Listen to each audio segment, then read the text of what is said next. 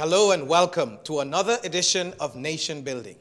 On our program, we examine the political, social, and moral issues in the leadership of the Bahamas. And today on our program, we're privileged to have a very special guest, someone who is now involved in the leadership of our country, serving as a minister. We'll introduce our guest right after this break. I've been a customer for the past 2 years, and I will say the quality of the service is very good. During my trip to Andros, I was connected the entire trip, so that was really good. I was able to contact my family members and let them know how the trip was going. We touched land, we're here, so it was very good, and I really appreciate that. And also during times like when we had the storm, it was really good to have that service to reach out to our loved ones to make sure everyone is okay. And I really appreciate Alive for that. And even when there's a little technical difficulty, they always send out a little text message to let us know exactly what's going on. I'm happy to be alive, and I believe in best.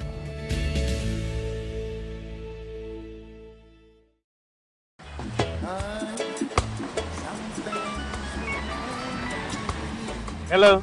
Did you get it? Yes, baby. I got it. Don't come home without it. These arms of mine, they are yearning for wanting you.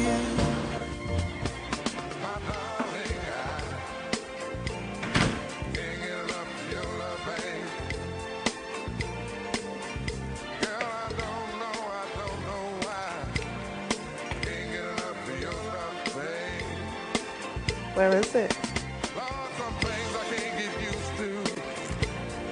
Strongback is distributed by Jamaica Bahamas Import and is available at your favorite food or convenience store nationwide. For more information, call 341-4091 in Nassau and 351-8282 in Freeport. Who said you can't get great quality products at an affordable price? If you want the best quality food products at the most affordable prices, you must pick up the Jamaica Bahama brand of fine quality products at your favorite food store. Products like Jamaica Bahama Coconut Water, the most healthy and refreshing drink on the market. Jamaica Bahama Fruit Punch, the only fruit punch in the Bahamas made from real fruit. Jamaica Bahama Coconut Milk, green pigeon peas with coconut milk, condensed milk, kidney beans with coconut milk, corned beef, green pigeon peas, mackerel, and corn. Jamaica Bahama's fine line of products is available at all your favorite food stores and convenience stores nationwide. Telephone 351-8282 in Freeport and 341-4091 in Nassau. I don't wanna wait. No, I don't wanna wait.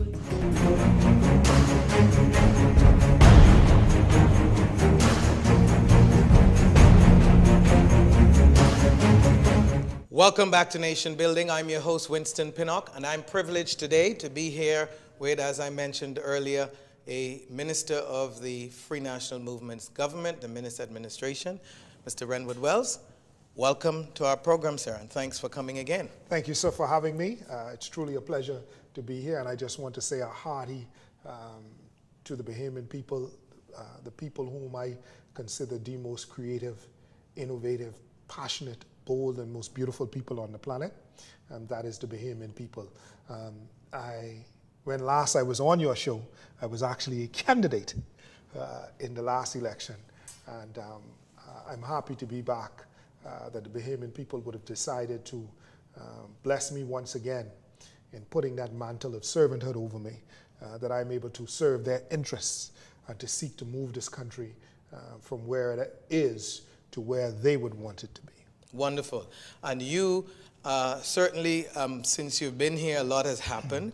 You were appointed in May of last year, 2017, Minister of Agriculture and Marine Resources. The first question I have to ask is, many people I talk to that know you as a good Christian gentleman, upstanding family man, with a brilliant mind, didn't expect you to be in Ministry of Agriculture. Were you disappointed? No, I was not disappointed at all. You know, the Prime Minister decides where he wants someone to serve in his cabinet. And at the end of the day, he calls you in, as is with the Westminster system, and you can either say yay or nay. I was willing to serve in any capacity that he would have asked.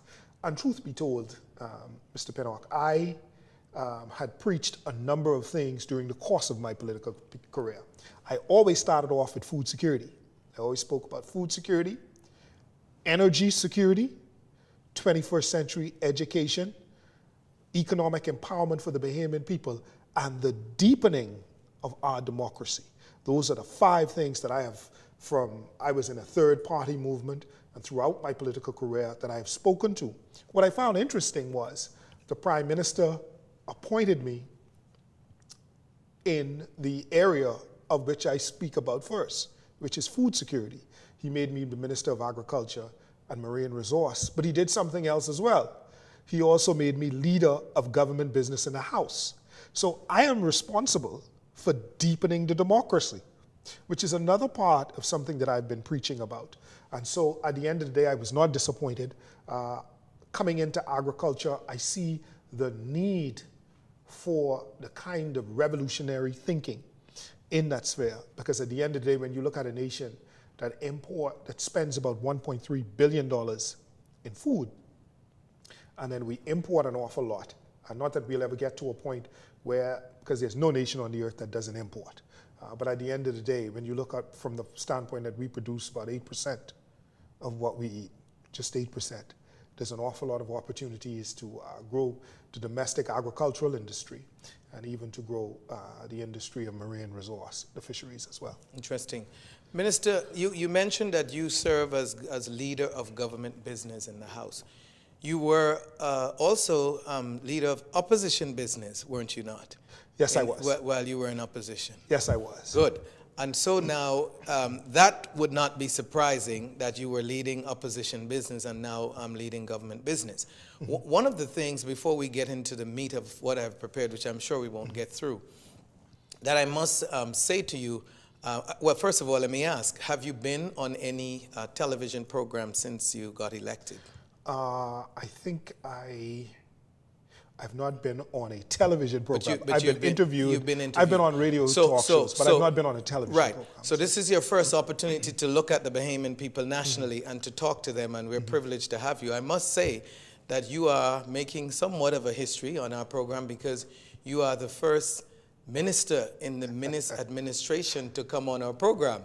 And I wonder out loud, what is it that we do here in trying to serve the Bahamian people that your colleague ministers don't appreciate, in that we are seeking to provide information to the public, and that's all we do. Yeah. Yeah. Well, what I do too is I tell you, it is difficult. I had a healthy respect for the job of a minister. Now that I am a minister, I have an even deeper appreciation and understanding, especially when you would have come into government in the kind of situation we have and seeking to do the things that we're seeking to do. It's an awful lot of work. And at the end of the day, I have turned down an awful lot of opportunities to appear, because at the end of the day, it either conflict with a cabinet meeting, a House of Assembly meeting, or even just a meeting within my ministry.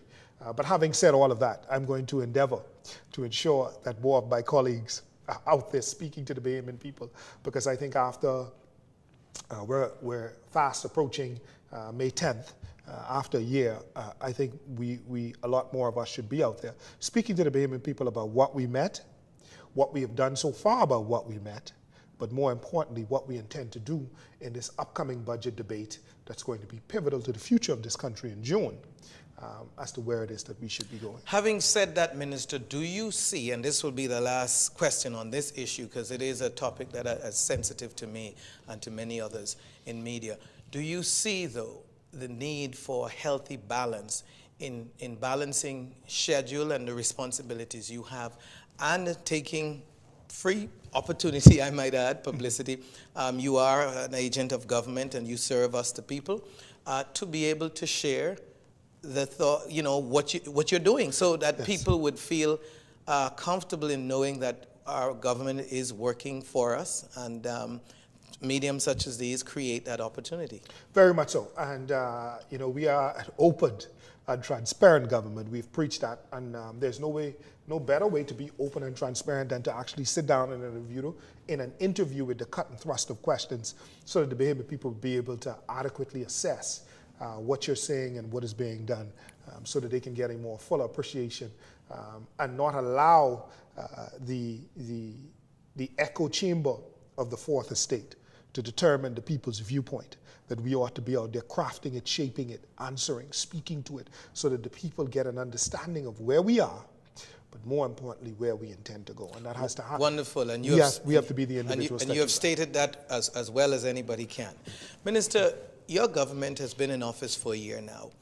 And I must say that it is a reasonable point of view by anyone that is not partisan that this is the first time in our country's history that the Bahamian people have been so, for a lack of a better term, impatient with their government developing its agenda. And so that discomfort, to put it mildly, that we see and hear as we move around, I want you to explain to me from your viewpoint whether you believe that people are simply unreasonable with this impatience, or is it that your government have failed to either articulate to the people what you're doing, or that you simply just have not done enough to satisfy the Bahamian people at this point? That's an excellent question, and I've said this before. What we're experiencing is more of a social, emotional effect, if I could put it that way. And what do I mean by that? The Progressive Liberal Party won the election in 2002. Any objective political observer would say that by 2006, 4 years into their term, the Bahamian people had given up on them and wanted something else. The Bahamian people gave that administration 4 years. By 2006, they wanted to see the back of the Christie administration. They voted for the Free National Movement in 2007. In 2007, by about 2010, 3 years into the F&M administration, when they had a by-election in Elizabeth, and 1/3 of the respondents stayed home, that was a clear indication that the Bahamian people was fed up. Remember, that election was down the line. It was won by one vote, really. It went to court. The court had to decide on some things. Okay? Ryan Pinder became the member of parliament at the time. So 3 years in to the F&M administration, the Bahamian people had written them off and sat around and waited 2 years to see whether there would be fundamental change. They didn't accept it. The roads were a problem. BTC was an issue. They voted the Free National Movement out. They voted the PLP in. Of which you were in 2012, a part at the time. Of which I was a part. I said then to the PLP colleagues that I had, I said, the Bahamian people are going to give us 2 years. And after that, depending on what we do, they're either going to re-elect us or they're going to get rid of us. 2 years into Perry Christie's last term, when we dealt with gaming and all these other issues that the Bahamian people say, we ask you, we tell you what to do and you go on and do your own thing. But just to be clear, Minister, weren't you a part of that gang that said, we will go against the wishes of the Bahamian people? No, I didn't vote for that. I was not a part of I did not vote in the House of Assembly to go against the wishes of the Bahamian people. I thought that was a mistake. I said it then. And I was one of those few persons. Renegades? Who also, well, there was 3 of us. Out of the 3 of us who were the renegades, Renward Wells, Andre Wallens, and Greg Moss, I happen to be the only one who was left standing. Okay. But at the end of the day, there were 3 of us who were constantly the canary in the coal mine, who kept saying to the Progressive Liberal Party, you're going down the wrong road. The Bahamian people do not want this. Here's what ought to take place. So about 2 years into the PLP's administration, the Bahamian people had written them off. And they didn't do anything to change that. And aren't you afraid now that they might be writing off your That's the point I was getting to. Year? That is why I was saying we're getting to the social emotional effect. 4, 3, 2, 1 year. I told, when I joined the Free National Movement, I said to them, I said, listen, we have a people who, it is an analogy, but it's an analogy that's understood by all globally. If you have an abused individual who's been through so many opportunities of trying, and they have a sense of hope every 5 years, and that hope keep getting dashed. The Bible says hope deferred makes the heart sick, okay? But a longing fulfilled It's a tree of life. is a tree of life. And what successive administrations have done is that they gave the Bahamian people hope, but it was not fulfilled. And so at the end of the day, the Bahamian people's patience with hope is about this much. So they gave this Free National Movement government 1 year. We're fast approaching it. They've given us 1 year. But the beauty about this is we have to speak to our people, get them to understand where we are. More importantly, get them to understand where we're going. And do not seek to aggravate, irritate any of their fundamental plantings or positions that they currently have, while we seek to right the economy of the country and empower them in ways they desire to be empowered. And that's what we sought to do. And as a government, I believe we wanted, when we came in, we did not expect to meet what we have met. Every government in the last 20 years have made that statement. You agree? I agree. And so the Bahamian people are too tired of government saying to them when you get in office, I didn't know that this is what I would expect. I hear a lot of that from the people. Yeah. But I will tell you this, Brother Pinnock, other governments would have come in and said that, but no government met what we met. That is a fact. And we put it out there to the Bahamian people. We met on day one of cabinet a bill. First government in the history of the Bahamas, a bill that needed to be paid $400 million. And what was that? Not $4 million. We had contractors who were owed monies. We had debt payments. We had commitments the Progressive Liberal Party had made that was sitting on the table that had to be paid. The bank with the overdrafts. And so the decision had to be taken right there and then. We gonna pay this or we ain't gonna pay it. It's no choice. The government of the Bahamas can't default, so you got to pay the bill. So you we went had to to borrowing? We borrowed initially, if the people would remember, $400 million, of which the opposition did not disagree. They agreed. They knew what was there. And they argued that they did the same thing when they came to office in 2012. But when they came in, it was 200. I was there. It was 200 million. And what they ended up having to borrow was some 300 million in addition, because remember the budget deficit at the time was $512 million according to the Progressive Liberal Party. But what was our budget deficit? We had to borrow 400 initially, and the PLP, we ended up having to borrow another 322 to meet the commitments in the following year. So altogether, we had a budget deficit we met from the former administration of some $722 million. Now, during the campaign, we said, thinking, as you would rightfully say, Better Pinnock, every government meets. That's a campaign year. We know you was going to spend. You was going to give some things to your generals so we can come in. We expect the outside number to be about 300 million. But when you end up with 722 million, that is that throws all of the planning that you intended, all of the things you wanted to do for the Bahamian people. You have to now reassess in order to stop the bleeding and save the economy. You now have to put your minds together. And we have some brilliant minds around that cabinet table who are able to say, here's how we deal with this situation. You're watching Nation Building. I'm your host, Winston Pinnock, and we'll be right back with the Minister of Agriculture and Marine Resources. The concierge service is the best thing ever. Like, it is so fabulous, especially for someone like me where I cannot leave my office, my job, to go do anything in the middle of the day because I'm on the radio. The service was so fabulous. The ladies gave me a call. They set up an appointment. They come with their professional looking attire. They're just so cute. And they come here, and it was a great experience. It took 20 minutes to switch over to the Alive service. It was simple. It was easy. And they just made me feel so welcomed. They explained everything. They hooked me up with my new phone. They gave me my data package. As you can see, hey. And it was fabulous. It was a wonderful service, but what I really liked best about it was not only did they come here and make it easy for me, but they continued to check up on me. The next day, they made sure that everything was working properly with the phone. I didn't have any issues. The following week, they contacted me again, and I've built a relationship with them. They've continued to check up on me. I feel like I'm part of the Alive family. It's amazing.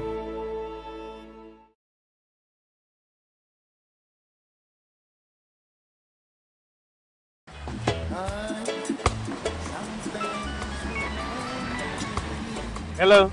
Did you get it? Yes, baby. I got it. Don't come home without it.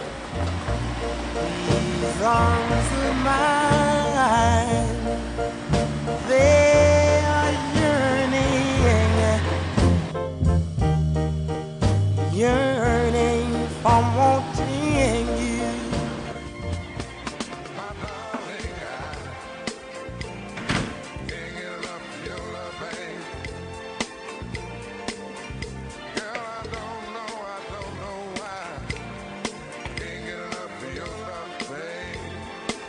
Where is it? Strongback is distributed by Jamaica Bahamas Import and is available at your favorite food or convenience store nationwide. For more information, call 341-4091 in Nassau and 351-8282 in Freeport. Who said you can't get great quality products at an affordable price? If you want the best quality food products at the most affordable prices, you must pick up the Jamaica Bahama brand of fine quality products at your favorite food store. Products like Jamaica Bahama Coconut Water, the most healthy and refreshing drink on the market. Jamaica Bahama Fruit Punch, the only fruit punch in the Bahamas made from real fruit. Jamaica Bahama Coconut Milk, green pigeon peas with coconut milk, condensed milk, kidney beans with coconut milk, corned beef, green pigeon peas, mackerel, and corn. Jamaica Bahamas' fine line of products is available at all your favorite food stores and convenience stores nationwide. Telephone 351-8282 in Freeport and 341-4091 in Nassau. I don't wanna win. No, no, I don't wanna win.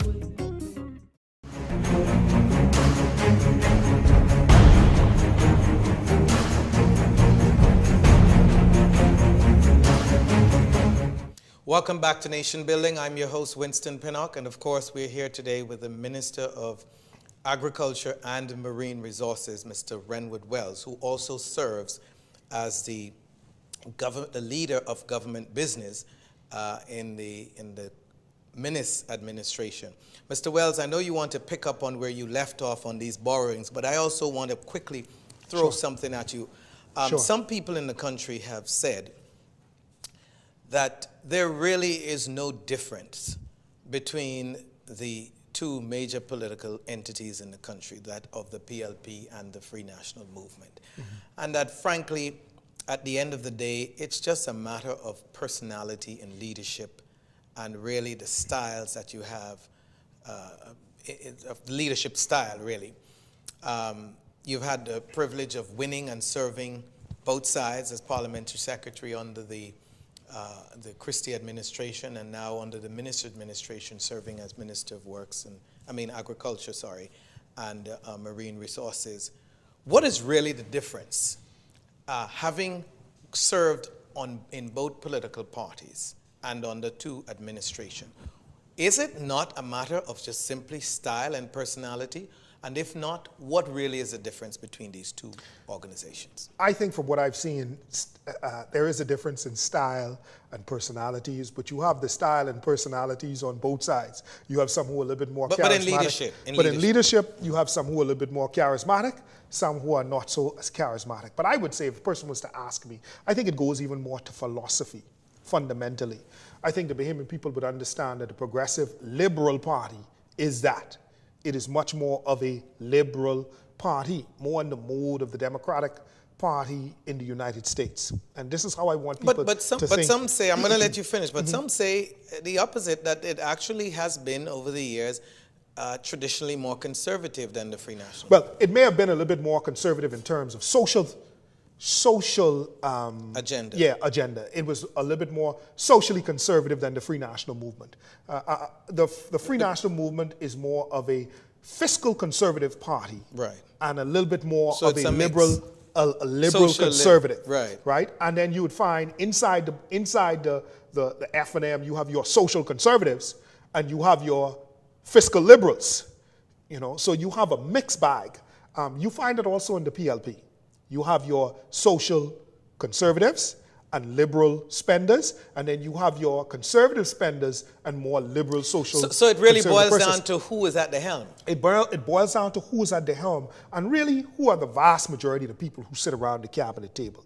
That gravity of understanding as to where they sit, both in terms of their social conservatism or lack thereof, or their fiscal conservatism or lack thereof. And the Bahamian people should understand, we're a small nation. We're a nation of about 400,000 persons. You know, some say we have probably a population in the entire country of maybe 600,000, some 200,000, others who would have come from elsewhere, who work in the society, legally, illegally, however which way you want to put that. But as a people, we are very homogeneous in many, many ways. So you would expect that from your political parties as well. Bahamians, this is in the United States where I could go to Kansas, and the people in Kansas have a little bit different view than the people inside Alabama. Now you could go to Long Island. Long Islanders have a certain flavor, yes. You can go to Andros, there's a certain flavor. But by and large, Bahamians are Bahamians. And so it is the homogeneity of us as a people that translate itself into the political movement. I think where we go awry is that homogeneity also expects certain things to take place that they have been asking for, that they do not yet see resident in the society. And I think the largest thing that the Bahamian people have been asking for is a greater control of their own economy and to be integral parts of the owners of their economy. And the degree to which a political party is giving them that and causing them to feel like they are experiencing that is the degree to which that I honestly believe that they feel hope is being realized. And that will require a significant mind change by our people. So, yes. But let's get on to your area specifically, which is the Ministry of Agriculture. Every minister that I know, Minister Wells, since the first Pinland administration, have promised food security to this country.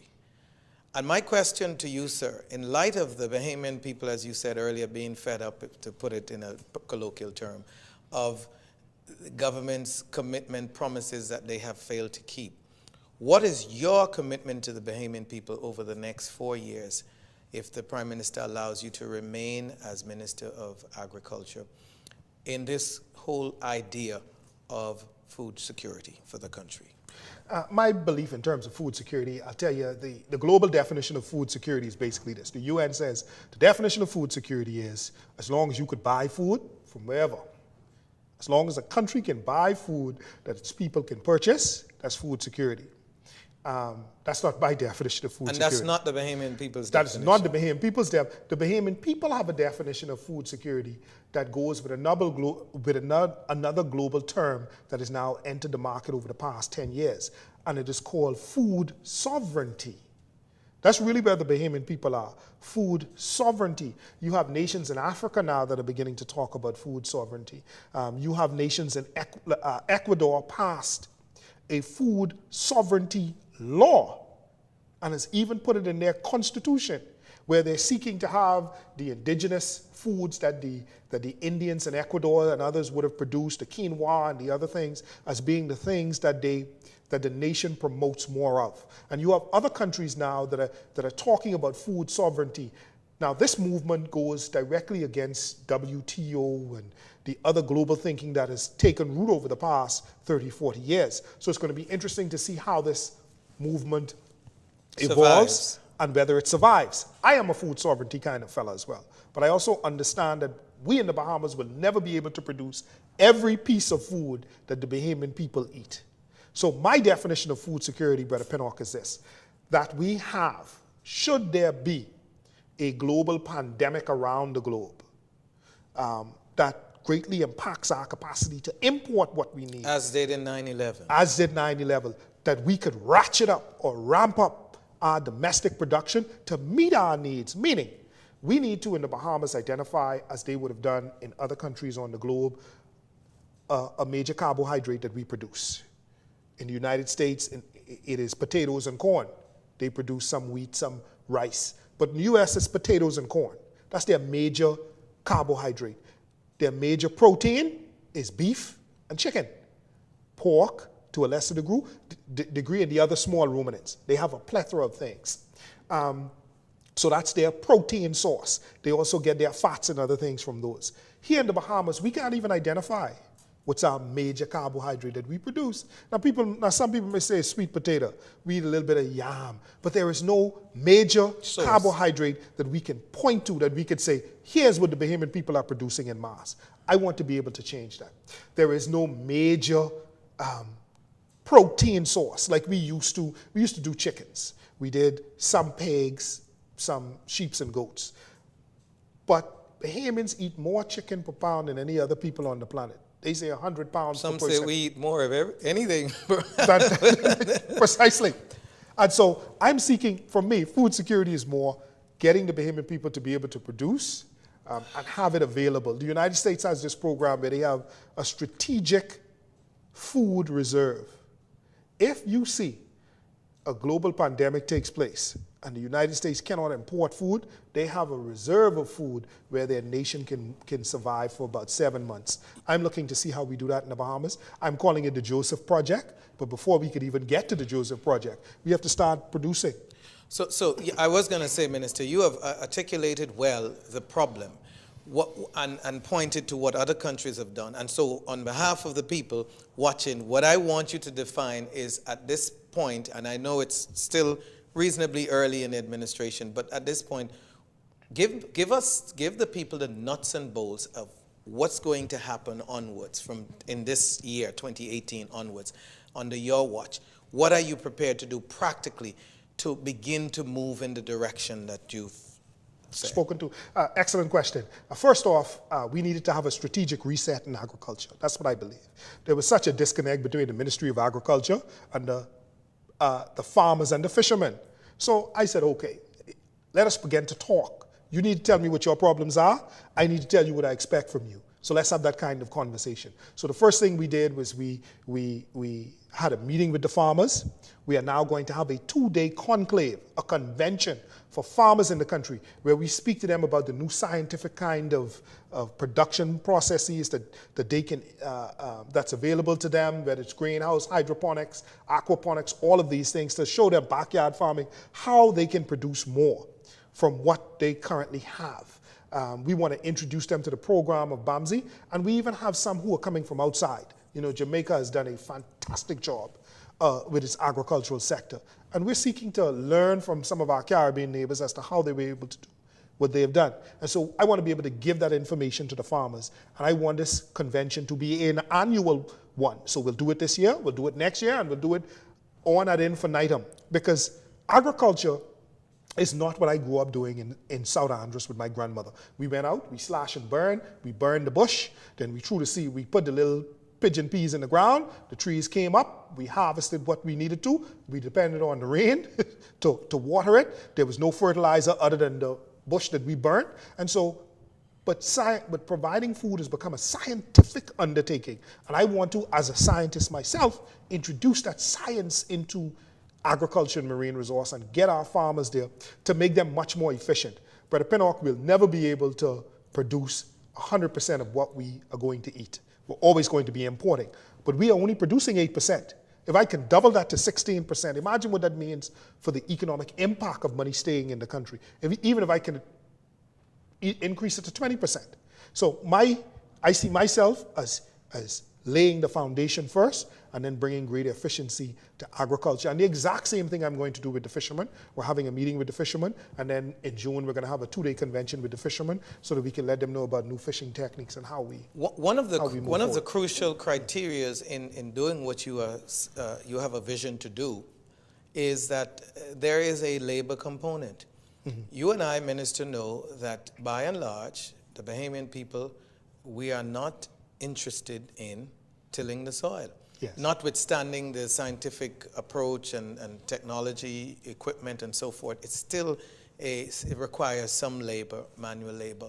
Mm-hmm. And one of the things that I was very deliberate about having a conversation with you today is this whole concept of that governments have failed in miserably over the years, which is some other countries have done, which is to accept that if your people, like in the United States where they use the Hispanics, the Mexicans and others to do these farms in California and other places, if we are going to move in the direction that you want us to move in, isn't it true that we have to come up with a policy that will allow for significant importation of labor for farmers in order for them to be able to produce more? Because when I had the privilege some years ago of serving in BAIC as deputy chairman, one of the challenges the Grand Bahama farmers pointed out was that they had lots of land, they couldn't find labor and couldn't get work permits. It was a difficult challenge to get work permits.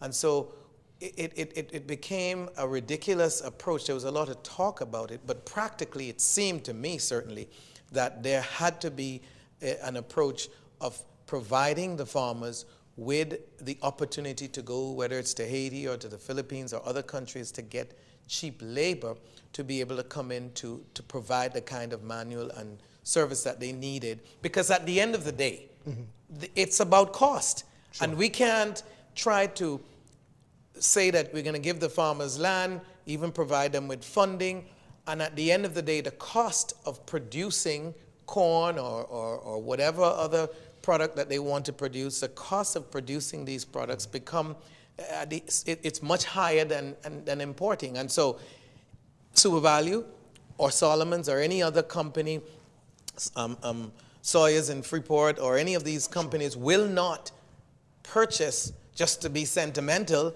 At the end of the day, they're competing, and what will excite the retailers in the country in terms of buying Bahamian is really having costs that can match or be cheaper than the imported foodstuff. And the imported foodstuff are coming in from countries like the US where foreign labor is driving that cost down. Yes, and I won't disagree with your synopsis. The only thing I'd say is I would say that we have foreign labor. We have a vast pool of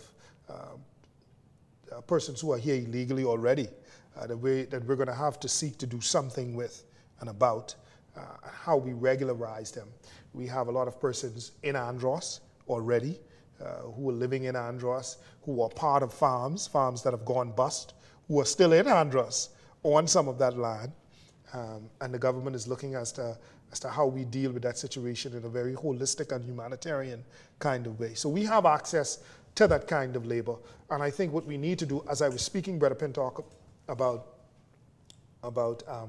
how we get agriculture going, a part of that too, the way you reduce your labor costs, is to mechanize a lot of your functioning, to bring in that kind of scientific understanding, whether you're using D8s to push down, clear down the land, cut the soil, disc it. We're bringing in, we have some of that equipment already that we're putting on use, on loan for farmers in the country to help them get going. You could put a digital irrigation system in your field where people don't have to go out and manually You still water. need labor though. You still need the labor to be able to prune the plants and watch, and you're going to need that labor, and you need different kinds of labor at different stages, because during the production stage is one thing, and then when you're harvesting, you need a lot more labor to harvest because you want to take it out of the fields quickly. In the United States, as you rightfully said, they do use labor from Latin America and elsewhere to be able to get that done. At one point in time, Bahamians even went to the U.S. on the contract and others to harvest. Maybe it's time for us to now provide that kind of contract work for Haitians and others. Who Haiti is a prime place because we're already having a lot of Haitians coming in seeking to get employment, and why not? Isn't the sensible thing to provide an annual contract for people to be able to come to work? The government will obviously be able to derive taxes from this and get rid of some of this nonsense. You're watching Nation Building. I'm your host, Winston Pinnock. We'll be right back after the break. Hello, I'm Wendell Jones, and every time I sit down and I watch JCN television, I drink the Jamaica Bahama fruit juice. It's so pleasing to the palate. I've been cooking Bahamian dishes for generations. I now use Jamaica Bahamas product. The rice is very fluffy, very tasty, and good eating.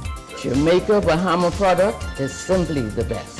As an insurance agent, my life is go, go, go. But whenever I need a refreshing break, it's Jamaica Bahamas Island Mixed Fruit Drink. Good. Hi, I'm Debbie Bartlett from GEMS 105.9 FM. The effect that Island Junkanoo Juice Medley has on me is Exhilarating.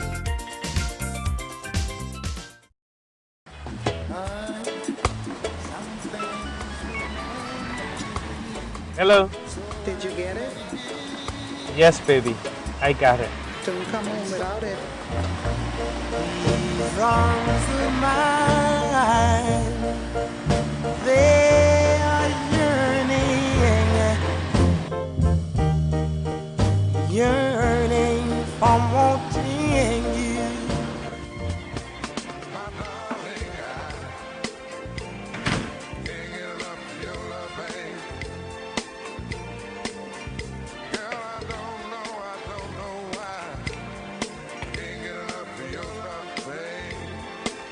Where is it? Strongback is distributed by Jamaica Bahamas Import and is available at your favorite food or convenience store nationwide. For more information, call 341-4091 in Nassau and 351-8282 in Freeport. I've been a customer for the past 2 years, and I will say the quality of the service is very good. During my trip to Andros, I was connected the entire trip. So that was really good. I was able to contact my family members and let them know how the trip was going. We touched land, we're here. So it was very good. And I really appreciate that. And also during times like when we had the storm, it was really good to have that service to reach out to our loved ones to make sure everyone is okay. And I really appreciate Alive for that. And even when there's a little technical difficulty, they always send out a little text message to let us know exactly what's going on. I'm happy to be alive, and I believe in best.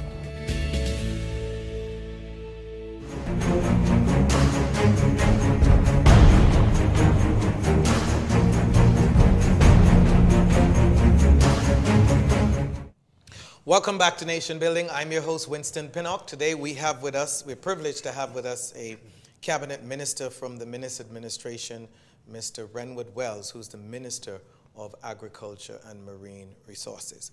Mr. Wells, picking up on the point that we left off before the break, dealing with this whole concept of tooling farmers, I have, in my own experience, appreciated the fact that we have sufficient Bahamians who are willing and interested in farming as businessmen. Yes. And you accepted the notion that government should look at avenues such as we discussed to be able to allow these farmers in Grand Bahama and the rest of the Bahamas to be able to acquire the labor that they need. The big problem is there's a lot of talk on programs like these in Parliament and so on, pronouncements from government, but nothing happens. So are you willing to say to farmers in the country, ideas like these and others that are workable and that are needed to actually get things moving, are you willing to commit to them today that you will, in forums like you're creating with the, you meeting the farmers, having a show, come together, conference, conclave, are you willing to actually get movement on these issues in the next few months? Very much so. And I'd say it this way, Brother Pinnock, as I said before, I believe we have a lot of illegal labor that's available in the country right now that we can source if necessary. But what I want the farmers to understand is this, and the Bahamian people to understand who would be interested in farming on the labor side as well as being the owner. Government has created a database, and we're adding people to our database through the National Training Agency of all who would want to work. That's a part of the Ministry of Labor. Before you can actually employ someone outside the country to bring them in, the process is you have to apply for a labor certificate. So a farmer who wants 10 persons to work, right? He says, listen, I can't find Bahamians to work. He has to first go to the Ministry of Labor and say, here's my application for 10 persons who I believe who are not citizens of the Bahamas, who I want to work on my farm. The Ministry of Labor then looks at that and says, well, we got John Doe or Susie Q who are interested in farming. Can you contact them? If the farmer contacts them and John Doe and Susie Q say, man, I won't work, okay? you are issued that labor certificate to They for won't do those no persons. farming, They which won't do is no more- farming. Okay. more- So you are issued that labor certificate. Once you get that labor certificate, you now go to the Ministry of you go to the Ministry of Immigration, the Immigration Department, and say, here's my labor certificate for Mr. Pierre, Miss Chavez, whoever it is that you're bringing in. You pay your fee, and they're off to the races working on the farm. But And Minister, so we're you not gonna- know that it doesn't work that simple. The Department of Immigration is so slow, so lethargic. I mean, farmers have complained and other industry stakeholders have complained that it just simply takes too long to get processes done. And so can't you set up a system where once the farmer meets the criteria, immigration is bound, providing that they meet the criteria, within a quick time. I see the government is doing a similar thing with the tech industry that it's seeking to do in Grand Bahama. Can't the same thing apply to agriculture? That, but Brother Pennock, we're doing that across the board in immigration.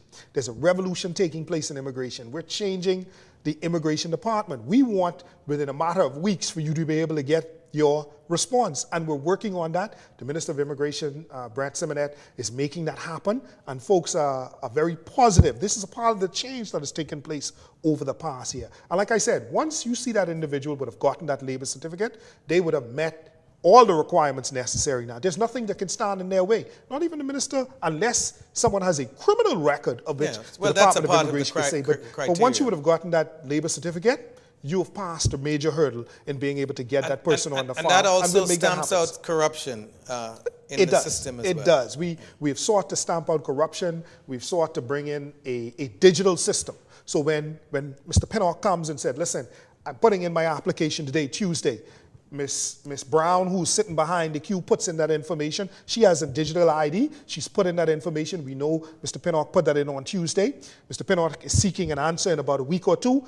The system is going to prompt the decision makers. Why haven't you made a decision on this? So Brother Pennock can come in and check and say, who has my file? Why you got my file? And the leadership is able to look at that and say, well, why are you holding up on Brother Pennock's file? What do you? So as you say, it stamps out corruption. It moves the process forward, and it doesn't cause my aide who would come in after Mr. Pennock, who would want to grease the wheels to be able to get ahead of Mr. Pennock, unless there was some fundamental issue as to why Mr. Pennock shouldn't have what he has. I hope on behalf of the Bahamian people that the system is going to work just as you said, and we'll hold you accountable and bring you back if we get complaints that it's not working. Sure. Let's move on to another agricultural issue. Talking about food security and benefiting the Bahamian people, which is what you're there to do. Sure. We, for decades, have been importing things like mangoes, bananas, you name it, agricultural produce that comes from South America, Caribbean countries, and we've been importing them through the United States. Why, Minister, governments have failed so miserably to take this middleman off the backs of the Bahamian people? What sense does it make for me to buy a banana that is being transshipped, or a mango or whatever, through the U.S., through a distributor, who then sells it to a wholesaler, who then sells it to the food store that I'm buying from? What nonsense is it? I've heard the ministry technocrats talk about disease and all these other things, and I'm saying the same system, it seems to me and other well-thinking people, that the same process that the foods, these agricultural produce, has to go through to enter the U.S., can't we simply require the same thing to be done here? Why not cut out the middleman and provide a relief for the Bahamian people? You're speaking exactly to what I spoke to, that some folks in social media and in the country would have given us some flack for when the Prime Minister had a bilateral meeting down in Haiti. It's the exact same issue, and we said then, listen, the Haitians are being allowed to send their stuff into the United States and we repurchase it. What we're going to do is put in place exactly what you have said. All we need to do on our side is to ensure ourselves that the phytosanitary requirements are being met, and obviously they're being met because it's going into the United States, and we're going to open up the market for an opportunity for persons to be able to... When will that happen? Well, we're in the process of doing it. We're trying to get it done before the end of the year. So remember, we said that... the Prime Minister had made an agreement with the President of Haiti that this year we're going to see to it that those things are done. And so my department is ensuring that those things take place. We have a new authority that was established, BASFRA, the Bahamas Agricultural Health and Food Safety Authority. It is on the level of the US FDA, the exact same agency. It's a requirement for WTO, but more so it's a requirement for our own food, for health, reasons. food, and Security, so it's being populated now. It was passed, the bill was passed last year in the House of Assembly under the former administration. They had only brought in one individual, which was the chairman at the time, to be able to start populating that agency. We have now hired, well, we are in the process of hiring all of the directors, the one for plant health, the one for animal health, and the one for food safety, the executive directors. All that is being done here in the next 2 weeks. And then we're going to populate that agency. And that's why I said within a couple of months, we will be in a position where we're able to do just that. We're able to issue those phytosanitary certificates for and on behalf of the Bahamian people, but more importantly, we're also going to be able to issue the phytosanitary certificates so that we can continue to export to Europe and to the United States and elsewhere. So that is in the works.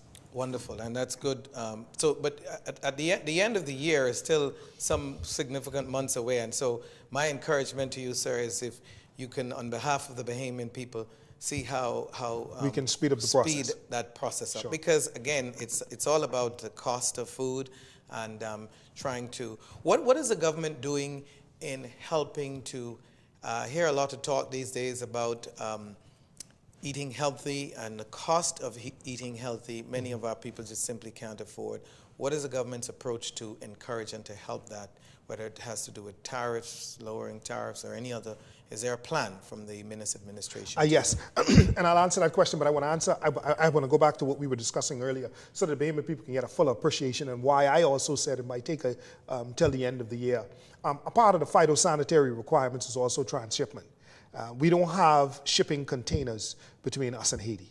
There's no way where there's no freight ship that actually leaves Haiti right now that meet our requirements, meaning that from the Haitian president's farm, he actually exports into Europe, where he can take a 40-foot container, his bananas are washed, secured, put inside there.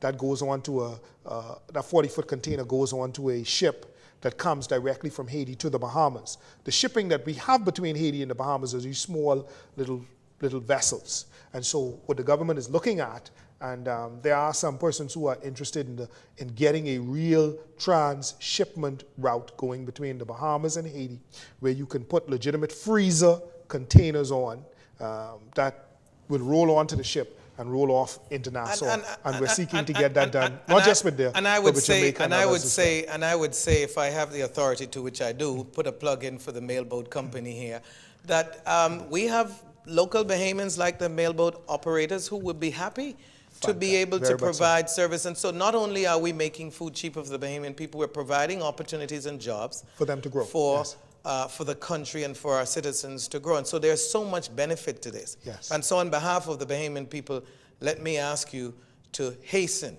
your government's approach to providing relief for our people. Sure. Before we go today, Minister, I know you're a man of faith, and when you were here the last time, you made a commitment that under no circumstances would your party leader, if he becomes prime minister, or anyone in leadership, be able to move the country in direction that is conflicting with the principles, the foundation of the nation and the Christian values and so forth. Yeah. Are you holding your government and the prime minister feet to the fire and ensuring that we proceed on that path? Around the cabinet table, I am as I was when I wasn't around the cabinet table.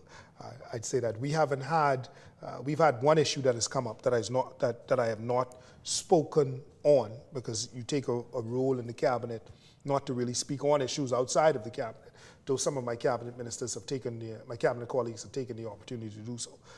But at the end of the day, I have very firm and foundational commitments to the Christian faith, and I still hold those. I was one of 2 persons in the House of Assembly who stood up at the last time and voted against and voted my conscience in regards to the gender equality bills and others. And the Bahamian people would see from my votes on gaming to gender equality to other issues where I perceive that the nation is moving in a direction that is not in keeping with our moral mores and where the Lord would have us to be. And so you've heard the minister. You can hold him. For those of you who are people of faith and value those things, you can hold them accountable, because word has it that there are a number of things that the WTO and other organizations, world organizations, are pushing for us to make some shift on. That's happening in the Caribbean as well. And so it's going to be interesting, Minister, to see what happens over the next few months. Thank you so much for taking time out of your busy schedule to come and talk with us. Well, really, to talk to the Bahamian people. On behalf of all of the crew here at Nation Building, it's been a pleasure for us to bring you this broadcast today. Thank you, and stay tuned for next edition right here on Nation Building. Have a great week.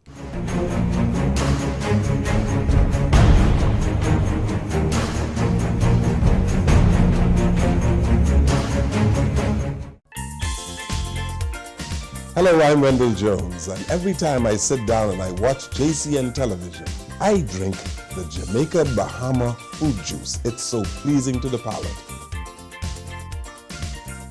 I've been cooking Bahamian dishes for generations.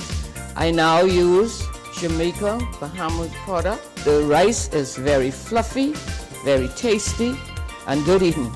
Jamaica Bahama product is simply the best. As an insurance agent, my life is go, go, go. But whenever I need a refreshing break, it's Jamaica Bahamas Island Mixed Fruit Drink. Good. Hi, I'm Debbie Bartlett from Gems 105.9 FM. The effect that Island Junkanoo Juice medley has on me is exhilarating.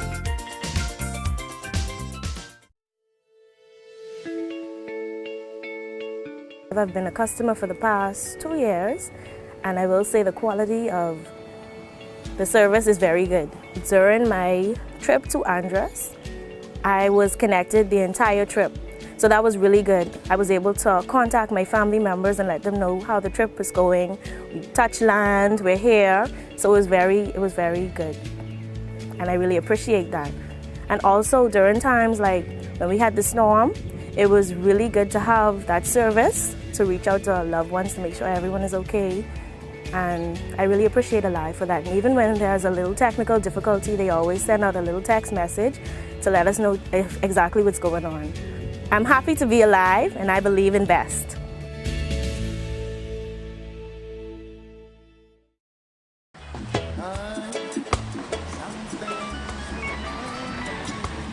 Hello. Did you get it? Yes, baby. I got it.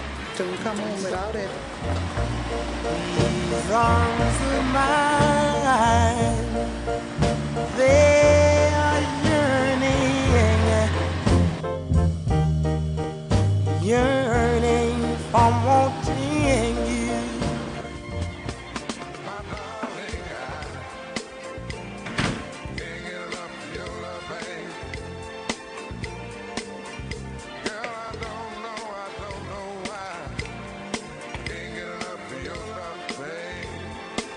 Where is it?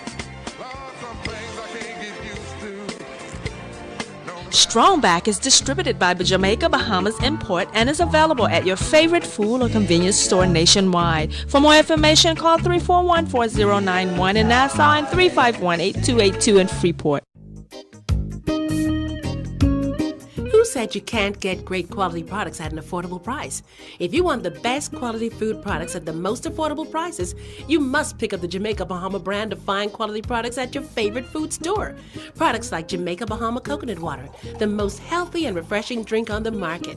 Jamaica Bahama Fruit Punch, the only fruit punch in the Bahamas made from real fruit.